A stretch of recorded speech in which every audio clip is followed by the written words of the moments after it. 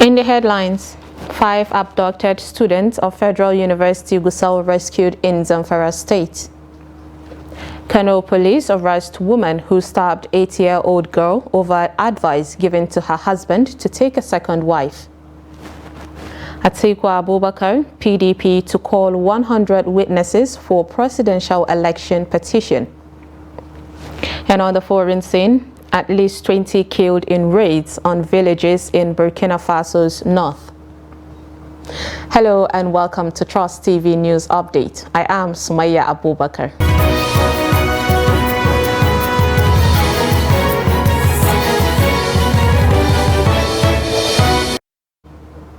Thank you for joining us. Now the news in full, and we'll start with security. The Zamfara State Police Command has rescued 5 students of the Federal University Gusau who were abducted in the state. The Commissioner of Police in the state, Mohammed Bunu, in a statement on Friday, said armed men suspected to be kidnappers invaded the house of one Isa Maybred in the Sabon Gari area of Damba village, Gusau local government area.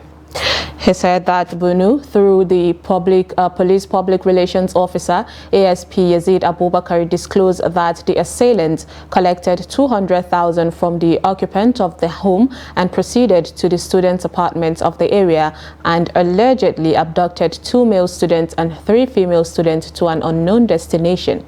Bunu stated that the victims were taken to the hospital for medical treatment and later reunited with their families, adding that efforts were in top gear to arrest the fleeing suspects. The police commissioner urged residents of the state to assist the police and other security agencies with timely and credible information that will restore peace and normalcy to the state.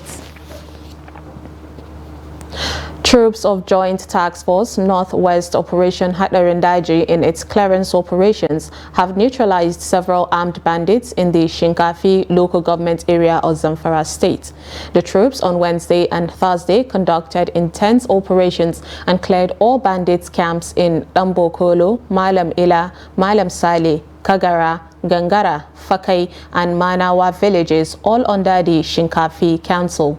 A top military source who pleaded anonymity said heavy contact was made with the armed bandits during the operations and several of them were neutralized while others escaped with gunshot wounds to the mountains beside Fakai village. Weapons and military camouflage were also recovered from them. Now, during the operations, the troops equally recovered 3 AK-47 rifles, 2 magazines, 2 locally made guns, and pairs of military camouflage uniforms. A motorcycle belonging to the terrorists was also burnt.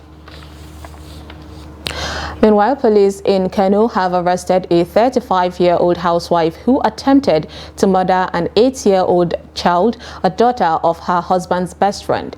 Confirming the incident, the police public relations officer, DSP Abdullahi Kiyawa, disclosed that the victim is currently receiving treatment at the Aminu Kano Teaching Hospital. Trust TV correspondent Idris Jibrin reports. Meet Fatima Usman, a 35-year-old mother of 9. And the latest lover in town. She suspects that her husband's best friend has been trying to convince him into marrying a second wife and try to take out his daughter for vengeance. On our preliminary investigation, the woman confessed that she took a vengeance against a friend of her husband who has been advising her husband to get a second wife. That is why she took the daughter of the neighbor, who is a friend to the husband, and attack her to take a revenge of the advice he has been given to her husband to get a second wife. According to the police, the suspect dragged her victim into an uncompleted building. She then stabbed her with a sharp knife and fled to a nearby village in Dutse, the Jigawa state capital. He went to the scene and discovered a young girl of about 8 years old with a cut on her neck, suspected to be a stab of knife, and also a knife stuck on her stomach. And after receiving the report, the Commissioner of Police, Kano State Command, CP Mohammed Hussein Gumel, immediately directed a team of policemen to rush the victim to the hospital. She was removed from the scene and rushed to Aminu Kano Teaching Hospital, where she was admitted. While recuperating at the hospital, she informed the police that she was attacked by a neighbor, Her name is Fatima at Gadon Kaya quarters in Gwale local government area here in Kano State. Usman Abubakar is the Fatima's husband, who denied any plan to marry a second wife. He told the police that his wife has recently been suffering from mental disorder. But his friend, whose daughter is currently in the hospital, argued otherwise. I know for sure within the last 2 years, my wife has been having some strange problem, like mental disorder or someone who's been possessed by evil spirit. She will be doing some things weird. If she dream of something, she will start believing that no, it happens in reality. Honestly, what she has been accusing me of has never existed. There is no point I advise her husband to marry additional wife. It's just her own accusation that I don't even know anything about it. And as for her being mad or having some mental disorientation, I have not known about it, and her husband is actually my best friend, so I don't know anything about that. While Fatima's victim continued to be treated, police in Kano say the suspect will be charged to court for attempted murder as soon as the investigation is completed. Idris Jubrin, Trust TV News, Kano. The Adamawa State Police Command says it has arrested a 29-year-old man, Abubakar Kawu, for allegedly kidnapping a boy of 6 and strangling him to death. The police public relation officer of the command, SP Suleiman Yahya Ngoroje, in a statement said the suspect, Kawu, a dry cleaner, had on May 12, 2023 kidnapped his victim, Abdul Hafiz Buba Aliyu, and demanded a ransom of 3.5 million naira from the boy's father. The child's father, Muhammad Buba Aliyu, was reported to have begged to pay 50,000 naira, which was all he could afford, but the suspect became provoked by the little amount and strangled the boy to death. The statement said security operatives arrested the suspect a few days after, and he confessed to killing the boy. The police appealed to parents to always monitor their words, vowing that the suspect will be charged to court as soon as investigations are completed. The Economic and Financial Crimes Commission, EFCC, has tackled the Zamfara State Governor, Bello Matawalle, for alleging that the chairman of the commission, Abdul Rashid Bawa, demanded a $2 million bribe from him. The governor, who is under the investigation over alleged corruption, had during an interview with BBC Hausa insisted that the chairman of the anti-graft agency could not be trusted. The governor said he was being investigated because he refused to offer the EFCC chairperson the money he requested from him. However, in a rebuttal of the governor's allegations, EFCC spokesperson Wilson Uwajeren, in a statement on Friday night, said Matawalle cannot be taken seriously because he has no evidence against Bawa. Meanwhile, the Economic and Financial Crimes Commission, EFCC, has alerted the public of the alleged move by some governors and other politicians accused of corruption to flee the country ahead of May 29 handover day. EFCC spokesperson Wilson Uwajeren raised the alarm in a statement issued on Friday night. The commissioner said it is currently collaborating with its international partners to ensure that the plan are frustrated. The commission vowed that all political actors involved in corruption while in public office must be brought to justice. The presidential candidates of the People's Democratic Party, PDP, Atiku Abubakar, and his party have announced plan to call not more than 100 witnesses to testify in their case before the Presidential Election Petition Court, PEPC. Their lawyer, Chris Uche's son, disclosed this at the resumption of proceedings before the PEPC on Saturday. Uche said that the anticipated 100 witnesses will include those already listed and those to be subpoenaed.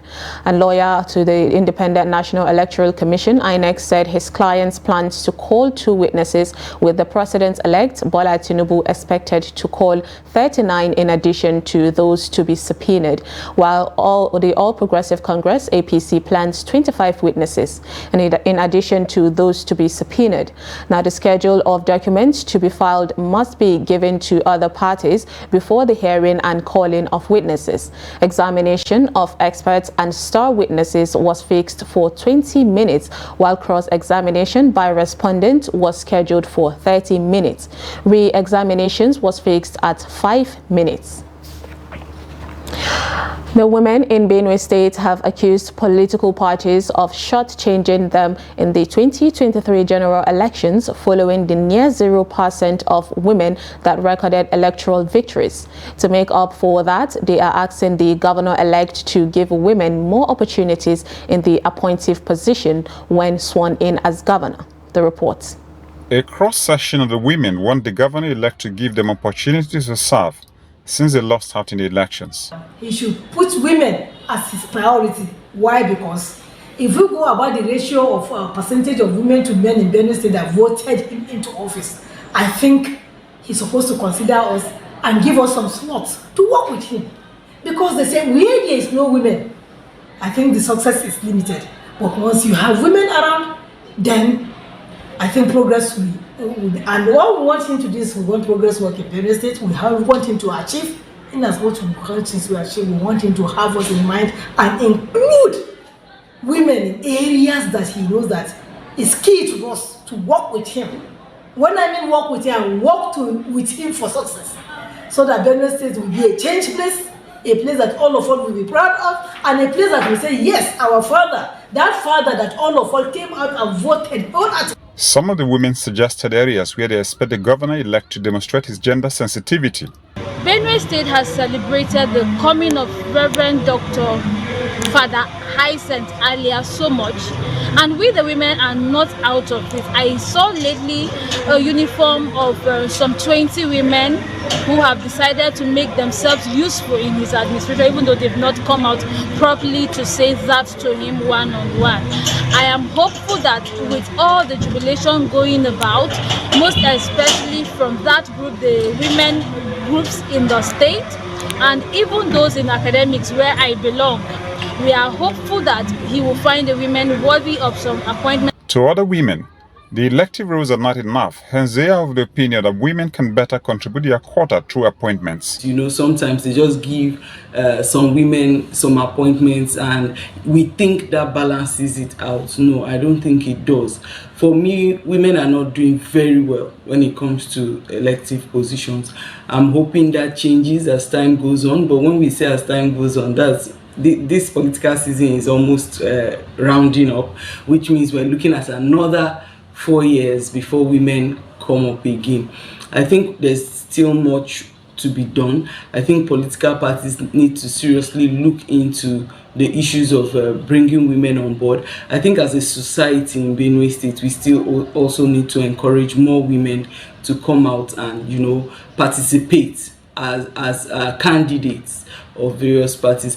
In less than 2 weeks, Reverend Father Hyacinth Alia will take off of office as the 6th democratically elected governor of Benue State. As the day inches closer, residents have continued to pour out their individual and collective expectations from the new administration. You're watching News Updates on Trust TV. Coming up, Gombe residents demand steady electricity. Details on this and more after the break. Stay with us. Now, as part of efforts to support Africa's goal of strengthening... Now, looking at the activity chart, as you can see right here, a total volume of 130... a Boko Haram crisis that at that time was restricted to Yobe. How secure are they? You can see security men with blood. This is the road leading up to the... Already, if you look at English squad, you are looking at EPL, you are looking at their names. You are not looking at...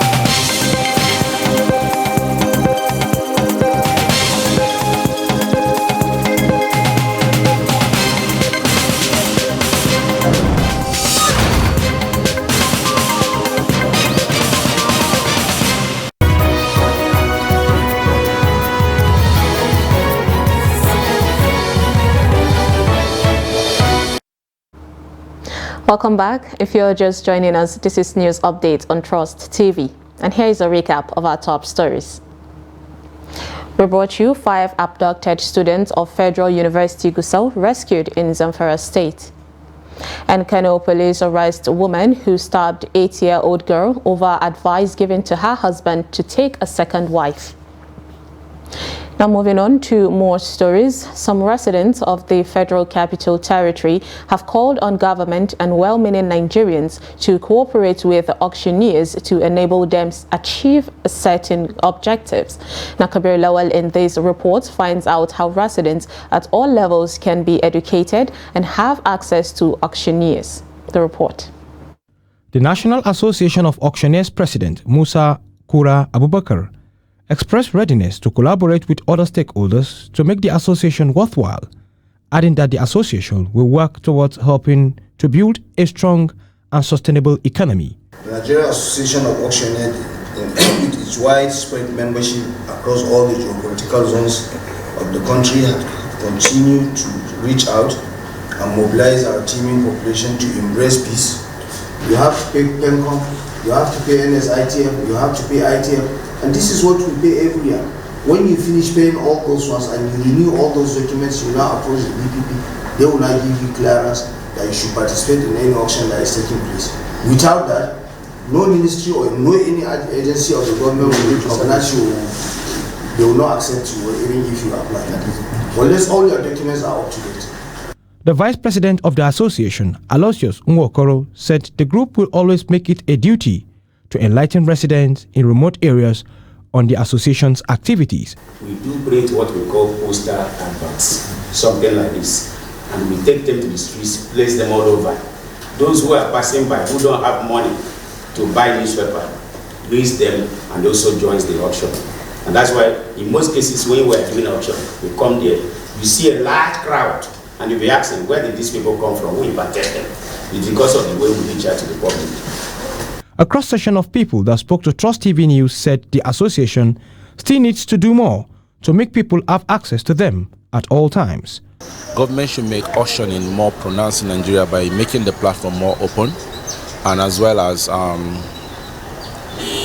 using the internet services such as newspaper publications and other means of publications, print medias and the rest of them.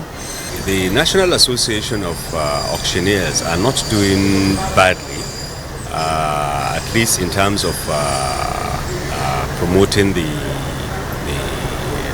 profession, because already they have made a mark by signifying the importance of the profession. But then, of course, there is a need for them, all right, to actually start propagating the association and the profession so that people are able to recognize the importance of auctioning. The Nigerian auctioneers said it is ready to ensure that all national assets auctioned get a better deal while monies realized from sales to get to government coffers. Kabir Lawal, Trust TV News, Abuja. Residents of Dadunkowa town, a host community to the Dadunkowa hydropower plant, have called on the Marbon Energy Limited and the federal government to solve the problem of electricity supply in the area. Their demand coincided with the official flag off on Friday of the multi-billion naira Dadunkowa power plant, which has the capacity of generating 40 megawatts of electricity. Some members of the Dadunkowa community in Gombe State displayed placards expressing their demands. Ibrahim Ismail reports from Gombe. The electricity component of the Dadunkowa hydropower plant has just been commissioned 35 years after the contract was awarded by the federal government. The plant, which can generate 40 megawatts of electricity, is being handled by Marbon Energy Limited. This inauguration should be a joy to the residents of Dadunkowa, which is the host community of the massive project. But residents of the community have some demands. We are really suffering about the issue of electricity, and now we are generating, we are succeeded to generate 40 megawatts here in Dadunkowa. We are pleading to government to consider the community how to benefit that electricity that today commissioned here in Dadunkowa. That is our prayer. We want full support of electricity. We want electricity because we have the problem of electricity in our community. Limited to power generation, but it can irrigate over 30,000 hectares net. Water supply, it has a capacity to process over 50 million liters per day. Gombe State government said it is working to generate 200 megawatts of electricity through a solar power project. The Dadong Power Hydropower project represents an important milestone in the energy independence of the northeast of region.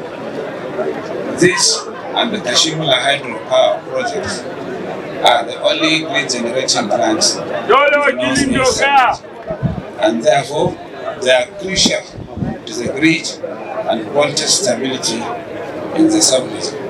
The potential socio-economic impact of hydropower cannot be overemphasized. It will have tremendous multiplying impact on the people of Gombe State and environs. It is expected to support the incremental power policy of the current administration.